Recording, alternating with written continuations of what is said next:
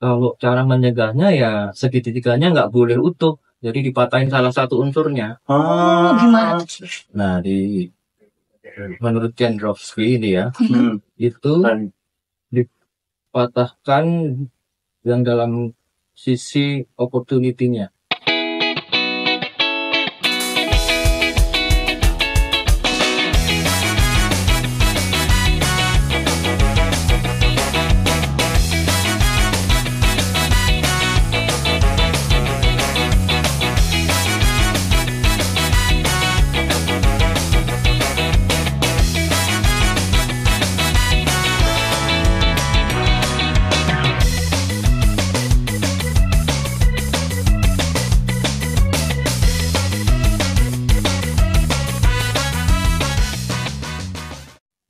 Dimar, Di, ayo sini. ngapain? Santai.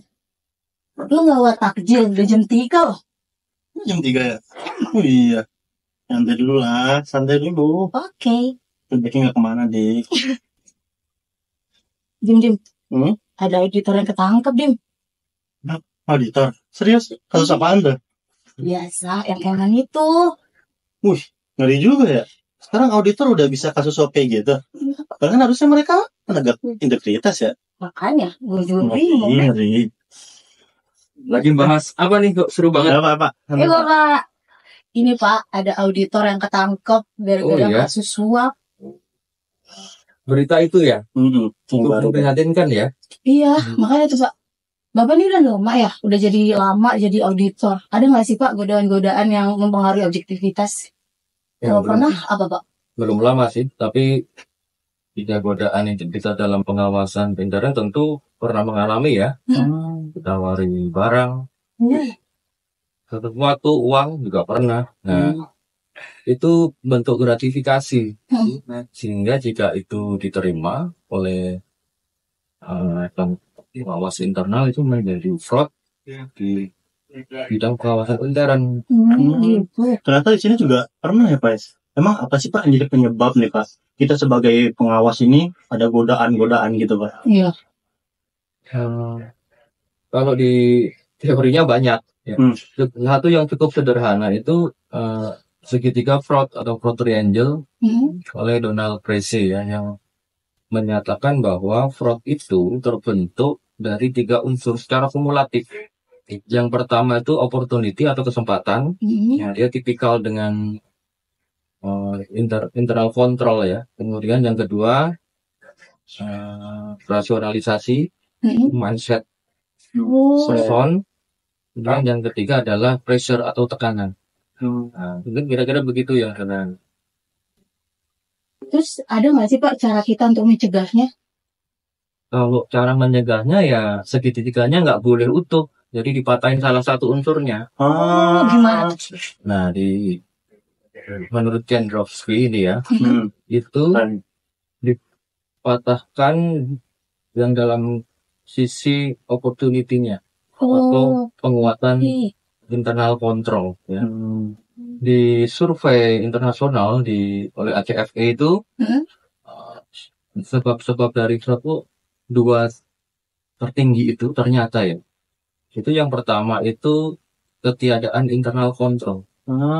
Gitu. Kemudian yang kedua, internal controlnya ada tapi diabaikan, jadi di override namanya. Sehingga dari sisi itu dalam konteks APEC kita secara institusional itu harus menguatkan sistem pengendalian intern untuk meminimalkan kesempatan atau opportunity tadi terkait dengan risiko fraud.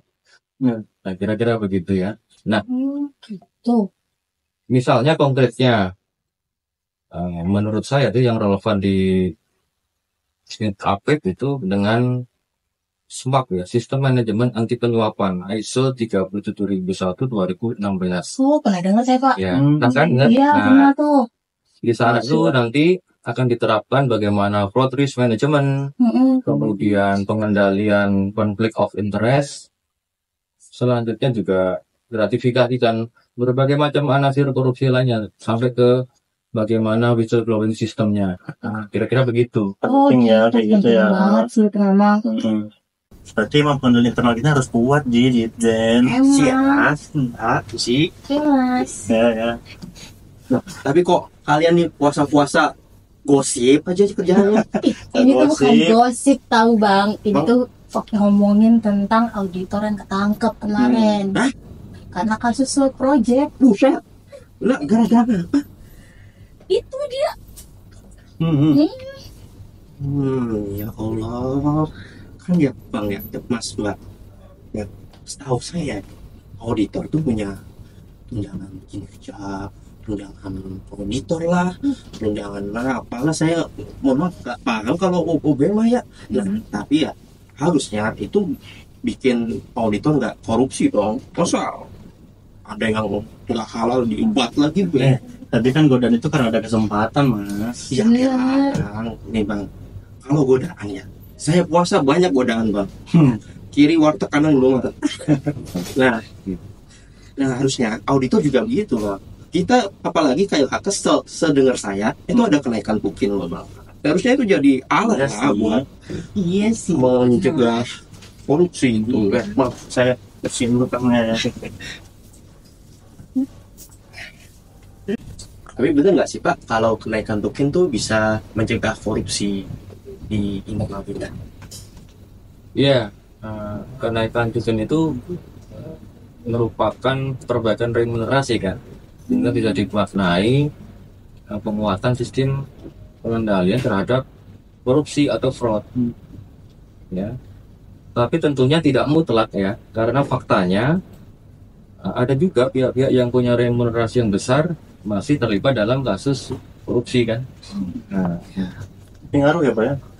ya di hasil survei ACF ya TTN itu ada 2 red flag tertinggi, yaitu yang pertama itu living beyond means, artinya itu gaya hidupnya tidak Terlalu sesuai besar. dengan kemampuan. Oh. Pasar-pasar daripada dia. Iya bener. Kemudian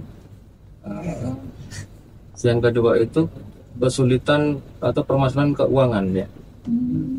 Ketika tadi remunerasi tadi menjadi perbaikan sistem atau opportunity, yang kedua ini terkait dengan personal biasanya, itu unsur mindset ya, Iya, Pasti dan tekanan di fraud triangle tadi ya. Tergantung orang bener. Karena terkait dengan personal, tentu ini terkait dengan moral kasar personal tersebut. Terus bagaimana caranya ya? Tentu auditor harus punya value dalam hidup untuk menegakkan prinsip integritas. Berarti ya cuma jadi salah satu faktor ya Pak ya. Ya terima kasih sudah memperluas pandangan saya selaku bersih-bersih. Ya, tapi saya izin keluar. Terima kasih Ya, Pak. sama-sama Mari. Mana? Mas Indomie 1. Oh Mbak juga Mas saya. Oh iya ya. Nanti saya belikan 5 ya. Makasih Mas. Ya mereka. Nah, kita kan udah banyak ngobrol tadi ya. Sekarang gantian nih. Saya pengen tahu prospek dari teman-teman yang muda ini. Kenapa sih milih jadi auditor? Nah, apa nih? Kalau saya ya Pak, saya kan dari lulusan akuntansi. Terus saya juga dari sekolah kedinasan nih Pak. Jadi kemarin tuh ditempatkan di KLHK, jabatannya auditor. Gitu ya. Ya kan Dip? Iya, kan sekampus. Oh iya. Oh ya, ada kampus ya. Iya Pak. Nah, kebetulan nih Pak, kita kan auditor baru nih. Kita baru masuk, ya kan? Baru jadi auditor terampil. Kita butuh ilmu nih Pak. Kalau misalkan seandainya nanti kita di lapangan ketika kita tugas dalam pengawasan, kita menemukan nih adanya godaan gitu Pak. Yang seperti Bapak kita bicarakan tadi kan. Iya benar. Apa sih Pak langkah konkret nih Pak yang harus kita lakuin biar kita bisa terhindar dari godaan itu Pak? Permisi dulu ya. Oh iya Mas. Ganggu banget. Ini ada dulu ya. Saya Oh iya, terima kasih. Iya. Ya, maaf ya. Maaf. Ya, ya. Lanjut. Tadi nanya apa? Apa langkah kita Pak kalau kita nih ketemu di lapangan ada godaan yang kita ceritain tadi kan, langkah konkretnya apa nih Pak buat kita biar kita tuh bisa apa ya, terhindar lah dari godaan tersebut Pak? Oh iya. Saya sambil kerja ya. Siap Pak. Perintahnya ya. Santai, Pak. Ya kalau menurut pendapat saya sih nggak ada yang khusus ya. Ini berlaku untuk seluruh jenjang APIP dari auditor sampai pimpinan APIP untuk tetap komitmen dan konsisten dalam mengimplementasikan prinsip integritas tentunya dalam pelaksanaan tugas. Nah, konkretnya apa yang pertama? Yang pertama tentu keteladanan dari pucuk pimpinan di atas ya, tone from the top ya. Jadi yang paling atas harus memberikan contoh. Yang kedua, misalnya dalam situasi benturan kepentingan ketika ngaudit tuh, ya harus di-clear, dinyatakan. Deklarasi kita ya. Ketiga ini yang paling masif yaitu apa? Tadi yang dibilang ya gratifikasi itu. Kalau digratifikasi jelas tuh langkah pertama ditolak.